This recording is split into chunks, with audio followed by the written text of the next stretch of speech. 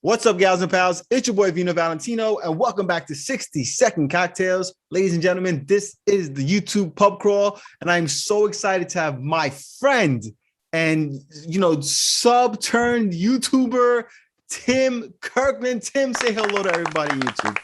Hello, everyone. How you all doing today? Hope everyone's having a great weekend. Or day, all right, whenever they see this. Right. So this is a super exciting one, Tim, man, because you're one of the super subs, and now you're doing actually some YouTubing and stuff like that. So this is fun. I think we're gonna have a lot of fun talking. But the first thing before we get into that, Tim, what is Mr. Kirkland drinking? Well, today what I made, just something I made up some time ago called a Fijian Negroni. Basically a Negroni with plantation out Fiji rum in it. Ooh, nice. Got the clear ice and everything. Oh, wow, we got the special ice. Got the special ice today. Sure. Now, Tim is a huge vodka fan, probably the biggest vodka fan on YouTube. So I made myself just a very classic vodka soda. Tim, cheers, my friend. Cheers, great interview, my brother. Thank you.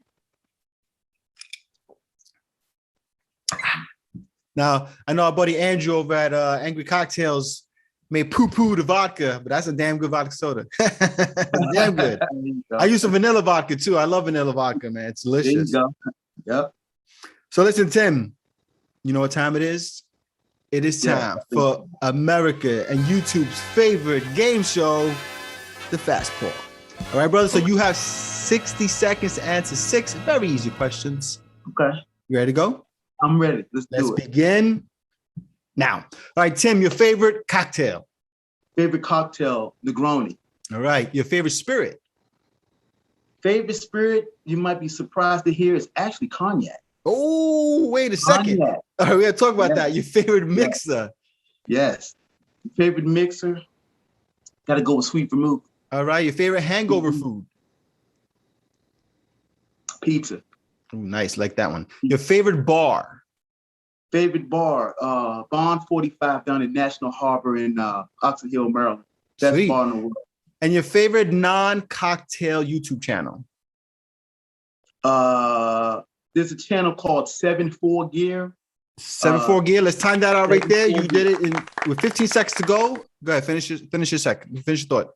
It's basically there's a pilot. His name is Kelsey. Mm-hmm. And he previews different videos and gives people insight on what happens in the cockpit. He's a 747 pilot. So people send him videos and ask him to critique the videos. And it's a pretty interesting video. I love that video. I love that channel. That actually that brings me right to my first question, man. I know some personal things about you, but give us a little background on yourself. I know you're military, ex-military, or you served. You served, yeah. Tell us a little bit about that. Yeah, I served the military from 84 to 89.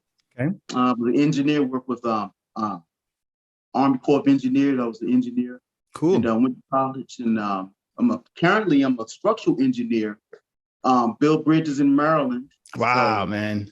Wow. I'm your man. I'm your man. Be the bridge and I have to hope and imagine that you're sober, right? When you're doing these things, right? Most of the time, yes. Most of the time is good. Most of the time, I'm good. I'll take my chances then. That's good. All right. So Tim, tell us a little bit about, I have some very specific questions for you because you're not your normal YouTube channel. I know you started doing YouTube now. It's probably more of a fun thing, whatever. But in general, what you really are is really a super sub. I mean, you're one of the biggest, if not the biggest supporter of our niche, along with guys like Trevor Rose and Stefan Foisey, just really great subscribers, and just really great parts of our community. But tell us, like, when did you start getting into, first of all, when did you start getting into cocktails, like real cocktails, not just drinking, beers and stuff, whatever. So when did you start getting into actual cocktails? I started getting into cocktails officially maybe about 20 years ago. Mm-hmm.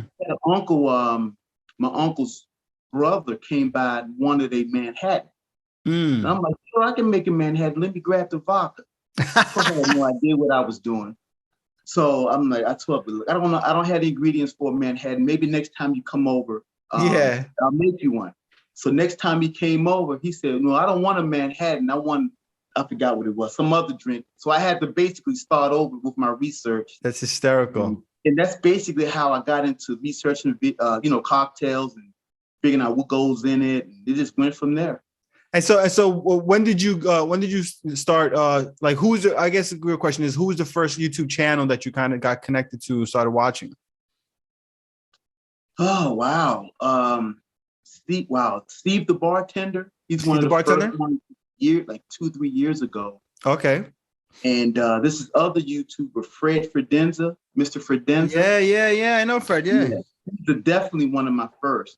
Oh, cool. Ones way back in the day. Yeah, he's one of those channels. He's one of those channels that kind of goes under the radar, but he's got a nice like supportive community and stuff like that. Cool. Love his video.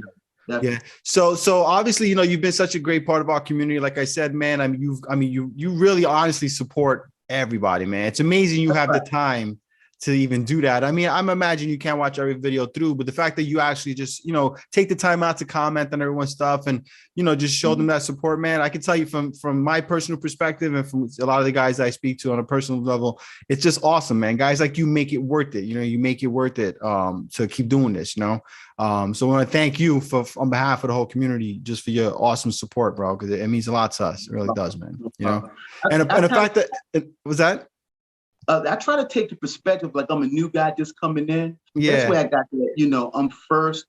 Comment always did that from 2-3 years ago. Cause I was looking at some videos and I know these people talking I'm first. And some of these channels may have like 2 million subscribers and all this. So it's sort of hard to be the first guy. Yeah. That's where I sort of got that from. Yeah. But I gotta tell you, it's hard to get your comment in now, Do it now before it gets too hard, right? Before you become Anders or someone or Steve the bartender, you can't do it anymore. But I tell you one thing though, man, people don't realize actually there's a lot of importance behind that comment actually, because it sets the tone. People will start commenting when they see a comment already. Normally, a lot of people don't like to be the first comment. Really? So it's cool when someone already starts it off. That's why a lot of times they tell you as a YouTuber to comment on your own video first, because then it kind of gets everyone else going to do it. So there are guys like you who want to be first, but a lot of people don't. I don't know why, to be honest with you, but that's what they say at least. Sorry. So you obviously, again, you follow a lot of guys. You started basically with Steve the bartender and stuff. When did you decide, like, what, I think I want to do this myself, man? I mean, I could see when it kind of started happening, but it seemed more like a spoof. But you've been you've been putting out videos, man. You know what? Actually, this started maybe a year ago with you all first challenge, the Christmas challenge. Yeah. So I figured I'd gone ahead and make that video. It's like sort of an introduction, to myself, to the community. Yeah. And just see how I like being on film. I've never did anything like that before that. Now, surprisingly, David from Booze on the Rocks, he had like 4 or 5 of my cocktails on his channel. I'm gonna touch on that. Right. So I thought that was interesting. He actually gave me my start as far as YouTube putting a cocktail out there and having it, seen for the rest of the world to see, whatever. Yeah. But about a year ago, I said, let me try this challenge, the Christmas challenge. And once I did that, I got the nerves out. Now it's like I just pick the camera up and just go for it. Now it's nothing, right? No problem at all. No, it's nothing, man. And what's cool is though, it's like, I mean, you're kind of like myself and Tyler over there at Never Empty Bottle. You bring a very humorous, side to things. Sometimes we gotta sometimes just get to the cocktail. Maybe we'll make some funny lines in here and whatnot. But but sometimes you'll break it up and do like a funny one, a funny skit. I'm the same way. I try not to be too funny all the time because I don't want to be a comedy channel. You know what I'm saying? But I do try to keep some humor, keep it light, because ultimately we're drinking. What are we gonna take? I'm not gonna take this stuff too seriously. You know what I'm saying? I have 15 years of knowledge in this business, and I don't want to rub it in your face. What's the point, right? Let's just have fun, make a fun cocktail. That's where the whole 60 seconds thing came about, was just to kind of keep it light and fun, nothing too heavy. And you do a lot of that yourself. And it's always fun to see, you do your shout outs and whatever skit you might do, like the one challenge where you were running around the whole time, like you were being chased by somebody. I mean, I forget which one it was. I think was it Trevor's Security? Well, no. Well, Trevor's Trevor's security, I sort of went off camera because I sort of forgot my ice. And then the guys was like eating my damn sandwiches and ham, my bread. Yeah, that's right. That's right. But I did the one with 13 days later, I think it was. That was my Yes. first one where I was sort of like ad-libbing it, kind of, sort of. You didn't have the actual recipe either or nothing like that. Remember that? Yes. Yeah. I still have those. I had to write them down and hide them out of sight to make them look more natural, you know. But that's fun, man. Those are my two favorite. Two of my favorites. I mean, you know, like I said before, man, it's just, you know, for me, it's like this has got to be fun. You know, I'm doing this. You know, I am working as well, but I am doing this with the hopes of, you know, hopefully one day being able to live off of it. So I try to provide a really good product, but at the same time, I don't want to like bore myself either. You know what I mean? Because that's right. When I'm not having fun doing this anymore, man, then I'm just not going to do it anymore. Yeah, I think that's the whole key, is kind of doing what you want. Like, to me, I don't have any limitations. I don't have any type of standard, like this type of channel I am. I don't really have a channel. Yeah. So I sort of like just do my own thing. Whatever comes to mind, I just do it and throw it out there and see what happens. Yeah. But I tell you one thing, that you made a video that I really like. I actually saved several of, but this one particular, F2020. I don't want to say the word, but you know. Oh, that one. That's one of my favorites, with the champagne. And it barely popped. Yeah. That's definitely one of my favorites. I love that video. Yeah, that was a good one. Thank you, man. Thank you. So listen, so I mean, you know, I think that you know, we obviously, like I said, you know, you're doing your YouTube thing. It's fun. I'm having fun watching it. I think the last one you did a nice little shout out for Chappy, which is great. You know, Chappy's one of those channels, man. Chappy's one of those guys that he's just going out, he's just having some fun, man. Yeah, you know, you can't, you know, Chappy's not taking himself seriously. He just, you know, he's doing his little tiki thing by the lake, whatever. Right. And I enjoy it. But I mean, you know, you know, there's people that may be like, oh, that he's, you know, he's not taking it seriously. I'm like, so what? It's his channel. Why? He's having fun. I would love to hang out and have a drink with Chappy. You know, I got to be honest with you, man. You know, he's like a chill guy working on cruise ships all his life. And now he's retired, I imagine, or whatever. And he's just chilling by the lake, making drinks and barbecuing with his dog, Mookie. I mean, that's pretty damn fun to me, man. If you guys aren't watching Chappy's Tiki Bar, just check him out. He's really off the chains and he's funny. So let's talk cocktails now, right, brother? Okay. We know you love the Negroni. But that couldn't have been the first cocktail you fell in love with. What was the first cocktail you said to yourself, son of a bitch, this is it? I'm going with the Rusty Nail. That's my man. That's one of my favorite all-time cocktails. Top three whiskey cocktail for me, brother. Old-fashioned whiskey, Manhattan and Rusty Nail. Right, the Manhattan definitely. But the Rusty Nail, to me, the reason why it's so special is because it's like my first real cocktail. I'm not counting like the AMFs or you know, Killer Sun. I'm talking about a real true cocktail, like a nice classic gentleman's drink. And once I started drinking those, I'm like, oh, I gotta drink some more. This is great. And it just went from there. Yeah, that's definitely my favorite. One of my favorites. So you know, me and Georgie over at Just Shake a Stir, you know, we're always singing the praises of the Rusty Nail because it's such a fantastic cocktail, and we love drambuie. So we're actually going to be we're talking tomorrow about putting together a drambuie special, like an episode where we just make a bunch of drambuie cocktails and stuff. So I'm giving him a ring tomorrow, and we're going to work that out. So that's going to be fun, man, because we you know, it's such a fantastic classic cocktails. It's 2 ingredients. But it just works so well together. Right. I think it's a great way to introduce people to like the classic cocktail. Like I said, gentleman's cocktail. You know, women can drink it as well, obviously, but you know what I mean. Right. So all right, cool. So where did you go from there? Like, when did you? Because you know, you say you love cognac. Was it something you drank often on its own, cognac, or will you develop that love for cognac after you started drinking Rusty Nails? I've been drinking cognac since I was 22. And I was in the military. Yeah. And then I started drinking it. I normally drink it, you know, just neat. Yeah. But I started making French Connections. Oh, okay, nice. Back in like the early 90s was the French Connection. Then I just expanded my, I guess, my cognac repertoire and just started, you know, exploring it more. it just became one of my favorites. I see a good bottle of cognac, I gotta get it immediately. Yeah. Do you have any favorite cognacs that you like to drink most? I really love Cavassier. They have special edition Cavassiers. Yeah, Cavassier like is great. The 24 year. I like those. But I like to just try as many different varieties as I can to see what I really like. Do you like do you like Moet and Henny and all those? Moet, yes. Henny to me is a different style of cognac. It tastes totally different. It's okay in a cocktail, but I really don't like to drink that straight. It doesn't agree with me. Doesn't agree with you? Yeah, you know, it's funny with me. Cognac's not something that I ever really drank. You know, I've always enjoyed it when I've had it. You know, I've had friends who drank it, and I drink it when they were drinking it and stuff like that. But I never really, you know, like pursued it on my own. My dark spirits were normally whiskey, you know, bourbon big time, and I drank Scotch a lot for a while. Right. a lot of like single malts and Johnny Walker and stuff like that. But I will say, like during this whole YouTube thing, I started to drink a lot more cognac in cocktails, and I'm finding it makes an incredible substitute for stuff. I mean, you know, like I'm with you on that.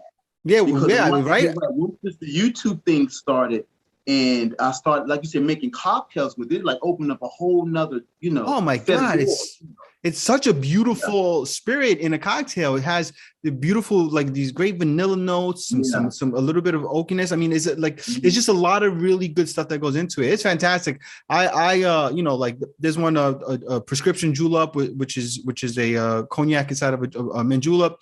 And when I first had that, I was like, shit, like that was one of those first ones. I'm like, man, cognac is an incredible substitute. Right. For all the stuff.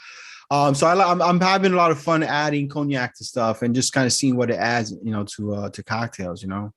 It makes a fantastic sidecar. I know that. Oh, it makes a fantastic sidecar. Sidecar with good cognac. Yeah. Oh my goodness. So what is so you said the Rusty Nail. So what is your favorite category of alcohol? Like obviously you love you know, you say you love cognac. And we know you love vodka, but I'm talking about in terms of like the type of cocktails. What kind of cocktails are your favorite? I like boozy cocktails. You like spirit forward? I like spirit forward cocktail. I don't really. I mean, I can drink a cocktail with orange juice in and different juices, lime juice, of course. Yeah. But ultimately, give me something with no, not a whole bunch of citrus in it, just straight boozy. Yeah. Big chunk of ice. I'm good. That's all I need. No, I agree, man. I'm a spirits forward guy. I mean, you know, a lot of the cocktails I make, even on the show, are usually spirit forward or on Instagram and stuff. You know, during the summer, I did add a few more kind of tropical or fun summer cocktails to the repertoire because ultimately you still kind of have to appeal to what people are looking for at that time. You know, when you're trying to get in that algorithm, you know. But when I'm drinking at home, I mean, I almost never make myself that kind of cocktail. If I want something kind of cool and refreshing, I'll do just a whiskey highball. You know, if I'm home, you know what I mean? You know, it's super easy. It is refreshing and it's so good. You know what I mean? But you won't find me making too many like things like I don't know, maybe margaritas and daiquiris, maybe, you know what I'm saying? Especially because my wife loves them. But in general, I won't be making too many, you know, crushed ice, fancy summer cocktails. No, but I tell you what, that Pinot Verde with the green chartreuse. Oh my goodness, that's gotta be one of the best frozen drinks ever. Yeah, and don't get me wrong, dude, but I love that stuff. I enjoy beach cocktails. I love summer cocktails.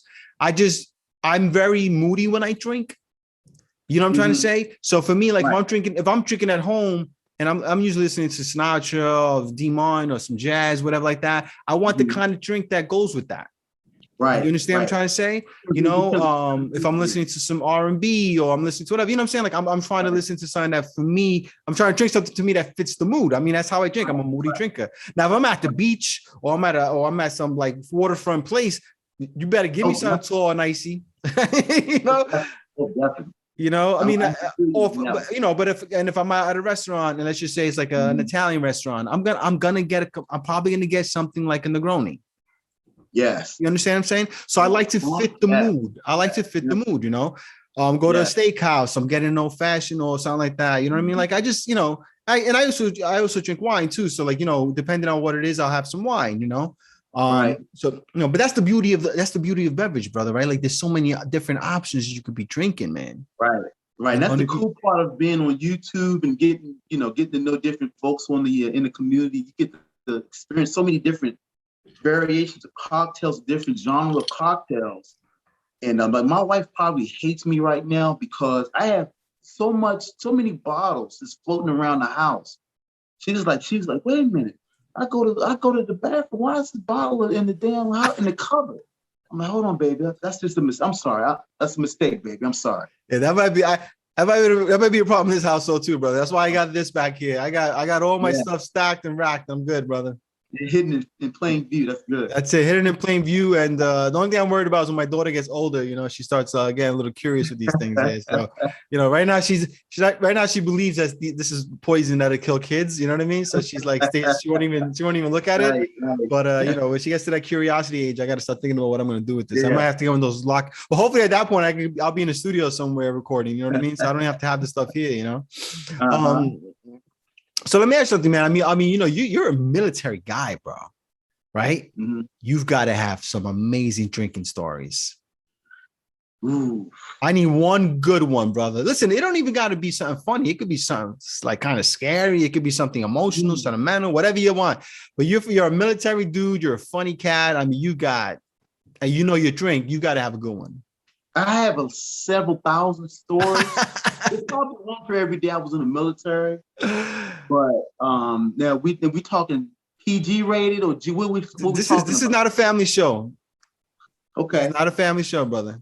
I never professed to it being a family show. I put it this well. We don't know who's going to watch it. Okay. Just remember, your wife might watch this. That's the only thing I would recommend. I would only say I would suggest. She's probably heard most of my. She haven't heard like the worst of the worst type of stories. I think the one story, I was stationed in Germany. And what happens when you go overseas, they have to, sort of like break you in, so to speak. Who does the other guys on our base? The comrades, right? They break you in. Okay, so they take you out and they get you a little intoxicated. And what they like to do is take you to a spot and get you drunk and take all your money from you and just save enough money for you to get back to the barracks. So where I was stationed was about 20 minutes from Frankfurt in Germany. So someone warned me about, hey, look, man, you better watch out. Them guys will get you drunk and they're going to take your money. So I'm just saying, be on the lookout. I'm like, oh, no problem. I got this. I got drunk as hell, right? And you never go anywhere without a battle, but someone, to watch your back. Uh-huh. So it just so happens I have my battle buddy with me. He stuck with me the whole time. And what happened, this is before I had my little car, we used to take the train between cities, okay? I got on the train. I almost ended up in freaking Czechoslovakia, drunk as hell. So, and you have to buy your ticket before you get on the train. You sort of conductor. I guess it's back in the 80s, it was sort of old school. You have to show them your ticket. Are you in your military? No, I was in civilian clothes. Civilian? Ooh. It was on Saturday. So we both of us knocked out. We went past our stop. We all went up damn near Czechoslovakia. And the guy woke us up. This is the end of the line. You guys got to get off. I need your ticket. He's like, here's our ticket. We thinking we were supposed to be in Darmstadt. He was like, nah, you all the way. You almost in Czechoslovakia. We were like, what are you talking about? Now keep in mind, I'm broke. It took my money from me, so I failed that test. It took my money, so I didn't have enough money to get back to my barracks. So he was kind enough. I explained the situation. And ain't too many brothers in Czechoslovakia either, bro. Nah, I was on my own, man. I was on my own. So he let me ride the train back to where I was supposed to go, but it could have ended very, very hysterical, man. Yeah, I'm glad that all worked out, or we wouldn't have Tim yelling first on our videos. I'm not even gonna tell you about the story with the Russian lady who introduced me to vodka years ago. I'm not gonna tell you that on air right now. How about when we stop recording, you tell me that one, brother? I'll tell you that story, yeah. All right, good. Because you had me at Russian lady. You had me at Russian lady. Right. Oh, that's great, man. So Tim, you a military guy. I mean, you've probably been around, right? Like you've been into a lot of countries. In Europe, yeah, I was stationed most of my time in Europe, so I've been to Okay. pretty much all of Europe, pretty Wow, much. really? So did you do a lot of drinking while you were out there, like visiting the drinking scenes and stuff out there? Well, since I was sort of young, I really wasn't into the drinking scene Mm, mm, necessarily. mm. But I did go to a couple of like we had like beer halls, like Yeah, that's Oktoberfest and their things thing out like there, the that. beer. Yeah. Right. So that was the big thing. But I tell you what, I went to Barcelona, Ooh, nice. and that may be the best city I've ever been to ever is Really? Barcelona. They had Really? the best bars, the club scene. The city was real friendly. The people were friendly. It was clean. I love Barcelona. I want to go back to Barcelona. Nice. Yeah, I've always heard that the party scene out there is tremendous, especially Yeah. I think Ibiza in Spain is supposed to be like the big club place out Right, there. Yeah. right, right, right. So now did you do much traveling in the States while you were in the military, or was it mostly just in Europe? In the States, I just went. Uh, well, I was deployed mainly like at Fort Bragg. I was there for a few weeks with 82nd. I was part of 101st Airborne Fort Campbell, but we went there. Was deployed. We built bridges there. Cool. Exercise called Bridge X. We had to build all these bridges. Okay. We did desert training in Fort Irvine, California, National Training Center. Oh, So cool. that was right before I got out right before Desert Storm. Oh So shit. I had already done my desert training and all that in preparation. But when I first came out the military, I went straight to college. So when Desert Storm kicked off, they was like, "Hey, yo, you need to come on back up in here, put your uniform on." I'm like, "Nah, man, I'm in college." Yeah, So yeah, good. I didn't get a chance to participate in Desert Storm, but I was that close. I got Wow, out like a wow. month before Well, it fortunately, kicked off. they weren't like really calling reserves yet at that time, right? I mean, for that war, because it kind of ended so quickly. Yeah, I was on inactive reserve. Oh, you were on Mm-hmm. inactive reserve and they got called. Oh, Mm-hmm. wow. Yeah, I they thought only came active back. reserve and whatnot we've been called. Yeah, because what they did, the people who were on reserves got called first. Yeah, I know they got 02. called. Yes. Right. And then they called the inactive reserves to backfill wherever they needed help, over in Kuwait. Interesting. That war lasted 52 15 days, right? seconds. 15 seconds. 15. It Something was the like that. quickest. Yeah. Why were they calling Right. everybody for? Right. They could have just did Right. it themselves, right? That was over for Right. Barry, right? Right. Yeah. Well, that's why we won that one. That was because we actually prepared probably. So listen, let's talk, man. You were talking before about David from Booze on the Rocks making some of your cocktails and stuff. One in particular that I remember, I've had it, and I thought it was great, was the Benny Hunt. Yeah. Now, the Benny Hunt, I know, was something that was named after your granddad. I mean, would you like to touch on that a little bit? Why was that cocktail? Anything in particular in that cocktail? Or was it just kind of like an homage? No particular reason. Yeah. It was an homage. But basically, I was let's see, I made that cocktail. I think that was last year. Mm-hmm. His birthday is on September 18th. Cool. And it just so happens I was playing around and came up with this cocktail for his birthday. And I said, let me see if David would like this cocktail. And I explained it to him, what it was. And I thought it was a good cocktail. But he made it of course, he made it on his channel. Mm-hmm. And it was just basically an homage, something to remember him. But he would have been 103, 102 when he made that video.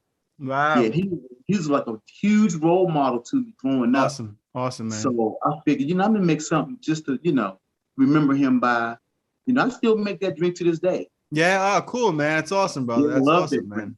Yeah, my grandfather was the world to me. You know what I mean? He was everything to me, man. He's everything I ever wanted to be, and anything I still strive to be. There's just, you get lucky once in a while. You land a man like that in your life. You know what I mean? Definitely. It's a beautiful thing. So another thing I know you love is Campari. Yes, sir. There's no way on God's green earth that you loved on your first sip. Come on. Well, now you mean drinking? Well, not my first sip. Now I tell you what, my first Negroni. I'm like, what the hell are these people talking about? This is horrible. What is this stuff? So after the third one, I'm like, wait a minute, hold on, I gotta slow my roll here. This is not bad. Dude, that's the same thing, man. once you get the hang of it, you know how to play with it a little bit. It is awesome. It's my I picked favorite. it up. So the first couple sips I had, I'm like, this is not right. Right. Man, by the end of that glass, I was done. I was sold. I was like, yes, I want more. And Negroni became one of my favorite cocktails of all time. I think the Bouvardier is even more superior. Yes. I love that cocktail, man. That's in my top 5 whiskey cocktails. Absolutely. It is so beautiful. That is an incredible cocktail. Tell you, another one that I really enjoy is a Mezcal Negroni. Yeah, what's that called? There's a name for that. There's a name for the Mezcal one. Yeah, but I know that was something you like. Yeah. Yeah, I love Mezcal Negroni. Yeah, you know, I do like it as a Negroni. I interviewed Uncle Pete recently. That'll be airing soon. And we had this whole huge conversation about Mezcal. Okay. And I've never been the biggest fan of Mezcal. I enjoy it. It's fine. It's not crazy, but like I'm not a big fan of too much smokiness in my cocktails. Right. Or my spirits. I like a touch of it in my cocktails when it works. Right. Especially like a pineapple drink. I love Mezcal in that because it's kind of like grilled pineapple, and I love grilled pineapple. Anyway, what was I saying though? Anyway, so he was telling me though about like all of the Uncle Pete was telling me about all of these like artisanal mezcals which are not very smoky. So I'm like very interested now to go out there and try them because again, it's not that I don't like mezcal. It's just not it's not the first bottle I would grab. Right. You know what I'm trying to say? Right. But when it works in a cocktail, it's really nice, man. Yeah, you definitely want to mix that with something. Unless you have a lot of something to mix it with. I'm with you. I love mezcal. I like the smokiness, but not in your face type of smokiness. Exactly. That cocktail I made, the Unforgivable, the one with the horseradish. The mezcal was perfect in that. It was just enough to taste it, just to dampen that horseradish taste. That was pretty good. I was like, well, what is this man making over here? I was like, I love Tim, man, and I like to try your cocktails. That's one that's gonna have to stay on the burner for me, brother. I hate horseradish, first of all, bro. And then you throw in mezcal, which is not my favorite spirit, and we're like, I'm not even. One thing Vino doesn't do is lie, so I'm not even gonna pretend like I tried it. I'm not even gonna pretend. I'm like, for me, brother, ain't for me. Right. Now I tell you who might like it is our boy Rob over at Rob's on Walker. That dude loves himself some smoke, boy. He is the resident pyromaniac of this niche, man. That dude loves smoky drinks, smoky spirits, smoky food. Right. So he loves himself some smoke. Right. So I don't know how he feels about horseradish though, but I know he likes some smoke. Well, that cocktail is interesting because it actually started as a gag. I was going to do it like sort of a gag. Yeah, I can tell. I can tell, Tim. I can tell it started as a gag. Trust me. Right. So I'm like, wait a minute. I made a couple of them before I made the video. I'm like, this is actually pretty good. Then I started playing around with it. I'm like, this is actually pretty. I mean, once you get past the horseradish, it's an odd ingredient to put in a cocktail, but you get it in your what's the Bloody Marys is in that, so it's not like a foreign substance, right? It's an unusual substance, definitely unusual as to something to add taste to it. Horseradish, it's like it's sort of the same as hot sauce, so I guess it's the same thing. Yeah, kind of, sort of. So Tim, let me ask you. So you have participated, I think, in all of the challenges. Maybe you missed one, like the flower power or something like that. But of all the, I participated in every last one of them. You did every single one of them? Yes, sir. Okay, cool. So I thought you did. That's one thing I don't play around with. I don't play around with the challenge. Oh, we know that. We know that, bro. We know that. So let me ask you something then. So, you've made all these different cocktails. Is there any one of them that you make? Because you've made all originals, which I love. Is there any one of them that you've made that you really said, man, I knocked this out the box? Like, do you said to yourself, man, this is my joint right here? Because I've made a couple of my own. I mean, all mine originals as well, and I've made a couple where I'm like, God damn, that's damn good. Yeah, we talking originals just from the challenges or just in general? Well, I'm talking about the challenges. Oh wow! I'm telling you one that I had from you that I really enjoyed. I loved your Valentine's Day one. With the cherry herring? Yes. I can't remember everything that was in it. Let me see if I can pull it up. But that one... I want to say vanilla vodka. Yeah, it was really good, man. And I think there was a cream in it, right? There was some sort of cream in it. Yeah, half and half was in it. Half and half, right? And I'm not, bro. Oh, it I'm had not Campari. Yeah, it was something there that made it really kind of like unusual, but it worked, man. And I'm not a big cream guy. I mean, as a matter of fact, I don't think I've made any cocktails with cream in this show so far. Maybe like I think I've used Bailey's or something like that, but not actual like heavy cream.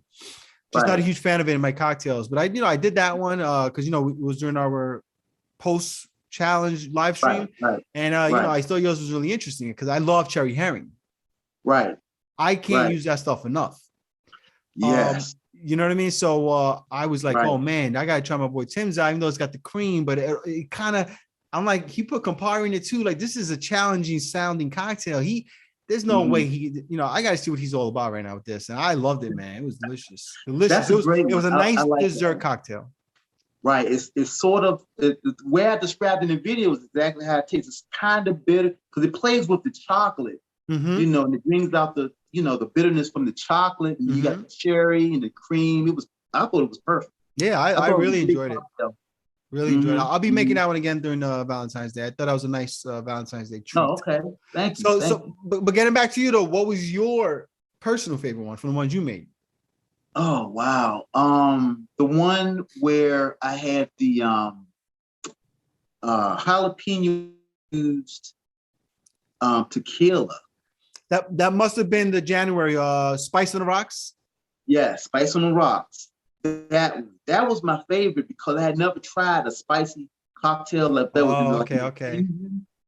And basically, when you saw in the video, it was my first time or second time actually tasting it, and it was extremely spicy. And I had to oh my goodness, because I let the infuse it a little bit too long with the jalapenos. But it came out pretty well. I like I think I had elderflower in it or something like that. And it really just tamed it down. That was pretty good. That's one of my favorites even to this day. Yeah, it's funny you say that too, man, because so I made the one I made for that challenge it was called The Bronx is Burning. And I gave a little bit of history of my upbringing in the South Bronx and stuff like that. It was a personal cocktail, to be honest with you. And what I made the mistake of infusing the gin too long. Because what I basically did was I did a remake of the Bronx cocktail. Okay. So instead of regular orange juice, I used blood orange. So and I used gin, but I used the Chinese peppers infused gin to give it that spiciness. Yeah, I remember that. Yeah. And then I think I used Lillet instead of dry vermouth. I can't remember exactly everything I did, and it was delicious, but it burned, bro. It burned so bad. I couldn't even finish the cocktail, man. I'm like, shit, this tastes really good, but I can't. So I actually ended up making it again later on with less with the gin less infused with not as long, and it was a fantastic cocktail. But anyway, this ain't about vino. This is about Tim. Tim, listen, brother. What's your wheelhouse, bro? What's the cocktails like? Well, we kind of talked about it. You were talking about the more spirit forward cocktails. What are the cocktails you normally make for yourself that you feel like you can do it without even reading a book, without reading the menu? What is like? Name 3 cocktails that you make for yourself without anything. Well, obviously the Negroni. I'm definitely have to go with the Rusty Nail. I'm gonna tell you another drink I really enjoy. A Chinar Martinez. That's another one. I've not had that yet, man. Chinar, I made a video on that one. Basically, it's gin, Chinar, and maraschino liqueur. Did I just pick up some bitters? Wait, so is Chinar? It's yes, Chinar. Gin, dry, London dry. Maybe 10, 15 mils of maraschino liqueur, a couple dashes of Angostura. I'm gonna try that.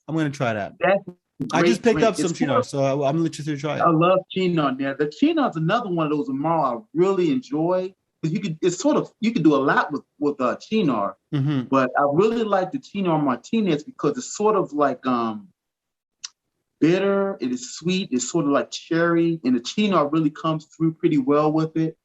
Now I know Now the Martinez was originally made with Old Tom's gin, and I just picked some up. So I'm interested. I'm wondering if I may try that with some Old Tom's to see how it works.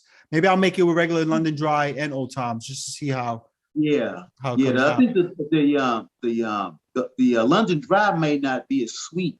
Yeah. So I think that might work better with the Cynar. Yeah. Plus it has cherry in it. I picked up a bottle of Amaro del Edna. I think I made a video with Edna's Fury, the Amaro del Edna. It's to me. You have. I know that name. I think you have. Yeah, that is such a good Amaro. It's sort of like Cynar. It's not as bitter. It's like a rich, like a raisin, rhubarb flavor. It's real thick, but it goes so good with gin. And gin, I used to hate gin. But now it's like most of my favorite cocktails have gin, so I'm like, well, I gotta figure out how I'm gonna do with this gin. And it's a great Amaro. Yeah, gin. I used to drink gin and tonics like they were going out of fashion, brother. Oh my god, man! Right. I used to drink, but I never really drank them much in cocktails outside of that. And I like gin. It's not my favorite, but it's definitely something I enjoy. Well, I'll tell you what, I had a bad experience once with gin. I had a flask, like a leather flask. Now, I hope I'm not spilling the beer. I don't want to get in trouble for this. But if that's the limitations over, don't come after me. I don't want to hear it. But look, I had this leather flask I used to wear under my little coat and get to the clubs, filled with gin.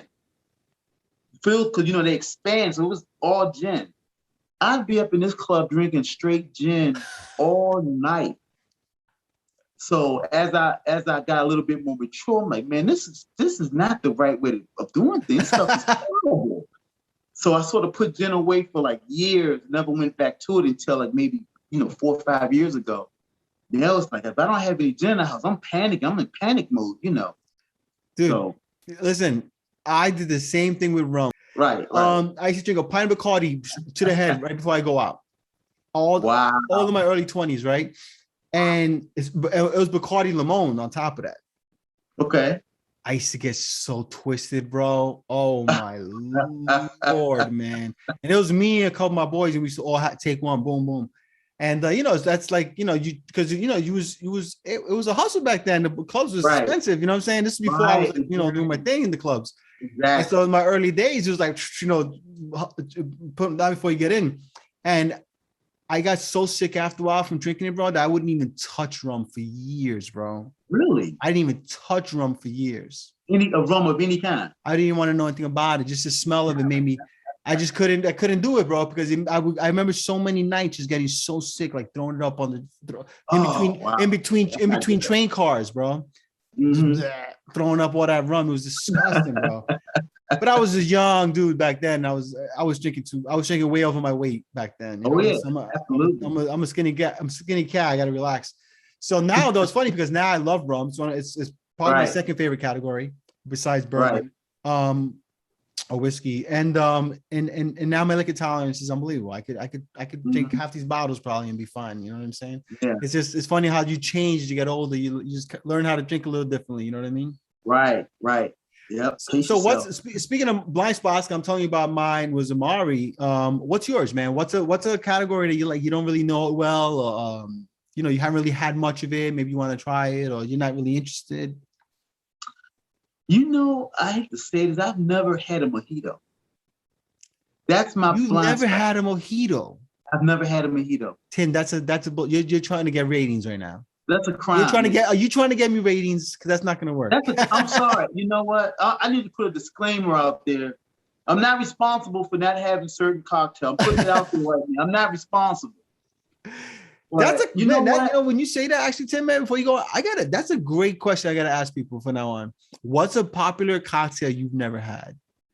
I've never thought about asking that question. I've had pretty much every cocktail at least once. Mm-hmm. For some reason, something with the mint, I don't know what it is. I don't know. I've just never tried it. I've never tried it. I keep saying I need to try mojito. I got mint for going in the damn room next door. Do you have mint? I have mint. I have mint last year. It freaking died on me. We're not gonna talk about that right now. The damn neighbor's dog. No, I don't want to go. We're gonna leave that one alone. There's a court case pending. We can't talk about it. I don't want to accuse anybody of something, without proof. Well, yeah, I had mint growing in a little pot. I said, I'm a scavenge this mint. I'm gonna make at least one mojito. So I'm getting to it. No, you gotta try it, man. You know, it's not my favorite cocktail in the world. I mean, I'm not the biggest fan of mint myself, but it's a good ass cocktail, bro. I've heard so many good things about it. Yeah, it's a good ass cocktail, bro. It is. Right. I'm not gonna lie. I mean, again, it's not my favorite cocktail. I mean, you can only have so many favorites, but it's super refreshing. It's super simple to make. It's delicious, right. and it's one of those cocktails, man, that you drink so fast. Yeah, so fast. I like to make flavored mojitos. I see people order mojitos. I'm like, man, that looks pretty damn good. They order like 2, 3. I'm like, man, what am I missing here? Yeah, so it's a nice cocktail, bro. It's nice. I would definitely say when it starts getting warm again, you know what I'm saying? Make it a goal for yourself. All right, folks. So we had some technical difficulties there. This conversation is just too much for the internet to handle. It couldn't handle Tim's confession. Don't be breaking us with those confessions, Tim. It had something to do with this. I'm just saying. Maybe it was your neighbor. Maybe your neighbor heard it. Yeah, a stupid dog over there. Anyway, we're not talking about that. They cut your internet cable there. Yeah, exactly. So anyway, so you got to have yourself a mojito, man. It's a good cocktail, brother. You know, I'm trying to think like what I haven't had yet, and I can't think of a popular cocktail that I've not had. I mean, part of it is because I've been in the industry. You know what I'm saying, for 15 years, so it's hard not to have something. Right. And plus, now we're doing the show. I've touched on a lot of cocktails that I haven't had before. Not necessarily too many that were popular, but there have been some, well-known cocktails that I haven't had before. So anyway, all right, brother. So listen, let's talk a little bit about Tim, when he's not drinking and being first on YouTube. What do you do with your time, bro? What's one of your hobbies?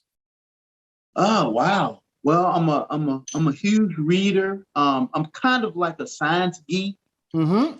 Anything to do with science and math, crazy stuff like that. I'm all in. I'm a huge. Science, I'm with you. Math, not so much. I'm a huge Stephen King fan. I have all of his books. Oh, really? Cool, man. Yeah, I love Stephen King. I'm a huge sports fanatic. Me too. And, I went to Maryland University for 2 semesters, so I'm a huge Maryland fan. So, anything having to do with sports, pro college sports. I went to HBCU for a couple of years, so I love all kinds of sports, and I'm not really into the like the Greek week and all that kind of stuff like I used to. Yeah, but yeah, anything. I love sports though, definitely. So do you watch? But you watch professional sports as well, right? Not just college. Yes. Okay. For college sports, I'm a huge hockey fan. Hockey. Love hockey. Yes. Go Caps. Go Caps. I love my hockey and football. I love pretty much any kind of full contact sport. Oh, okay. Okay. Any sport you can draw, any kind of activity you can draw blood, I'm all in. Oh, okay. All right. So not golf. Right. Not a big golf guy. No. Hey, baseball, you can draw blood with baseball. See, baseball is nice. I love baseball. I love baseball, brother. Definitely. That's one of my favorites too. I mean, I'm a diehard baseball fan. I absolutely love to read. I mean, I don't read much fiction. I read like primarily nonfiction. I read a lot of history. I read a lot of philosophy, a lot of what's it called? Biographies. Mm-hmm. A lot of wellness stuff. I'm into meditation and whatnot. I used to read a lot of that stuff. So yeah, but I mean, I love it, man. I just replaced my my Kindle with a new e-reader because the other one conked out on me. Right. That's how much I use it. I mean, it's my thing, man. Every time, I try to read. I try to read at least an hour a day. Right. If not more, it's good. It's good brain food. You know what I mean? Yes, absolutely. And music, man. Music. I'm pretty sure you're a big music guy because you always have music on in the back. Yeah. We all, how you and I go back and forth with the music. Yeah, man. I love music. As a matter of fact, before we started this, I was playing some Jill Scott to get me in the mood. That's my favorite thing. I love Jill Scott. Love Jill Scott. Yeah. I gotta tell you guys, Tim is my what's spirit animal, man. He's my spirit animal. I know when we hang out, Tim, it's gonna be a hell of a night. I don't know if we're gonna sleep, man. We're gonna, you know what I'm saying, between drinking and all that stuff, we'll be able to connect on. You know what I'm saying? Yeah, they're gonna have to shut something down. Trust me, they're gonna have to shut the city down. Well, shut down one of the bridges that you built. Yeah.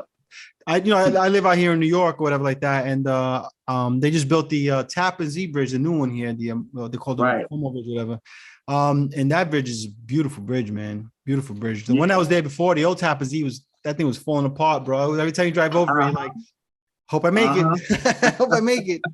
And that bridge is cool because it's kind of like a causeway, turns into a bridge, that type of thing. Yeah. Let's see, about 5 years ago, we had a barge hit one of our bridges. And what we did, we hired some engineers from New York. Oh, okay. My job was to pick these guys up and bring them to the bridge. And we did an inspection to make sure it was, traffic worthy, things like that. And the bridge that I normally work at is 400 feet high at the highest point. These guys were like, we're not going up there. The bridge is too high. I'm like, it's a bridge. It's supposed to be high. But I always think about that when I'm at work. It's, I don't want to take things for granted. Like, I'm so used to working in heights, and plus I work at night a lot of times. I really can't see what's going on. But, I really like my job because you really get to see what the public don't get to see behind the scenes as far as the maintenance of the bridge and how all the electronics work. And I mean, it's interesting. I got to tell you, Tim, if, 60-second cocktail confession, I hate bridges. Really? I hate bridges, bro. I don't know what. I do not like driving over like big bridges, big suspension bridges. I'm okay with causeways. I'm okay with small little bridges over there, but it's those big ones, bro. Those suspension bridges, man. They do not. They make me so uncomfortable, bro. It feels like my car's floating over something, and it shouldn't be floating. It just or flying, whatever. I don't know what it is, man. Not a fan, man. The whole time I'm over, I'm like sweating. I'm like, I get over this bridge. Not a fan, man. Trust me, you're just as safe on land. I know. Trust me. I know you're probably more safe than you are on the streets because people are more careful driving over bridges. I don't know. It's like a mental thing. Plus, we maintain the bridges every day. Every day we're doing something to maintain the bridge. So it's not like we neglected a year. Like, oh my God, I see a crack. Let's go. No, it doesn't work that way. Yeah, but it brings me no comfort to know that the guy maintaining the bridges in Maryland is you. And you're drinking, you have a YouTube channel. I don't know, but I'm not too comfortable now. I'm mostly sober when I'm at work. Just keep that in mind. I'm flying to Maryland from now on. I'm not driving down there anymore.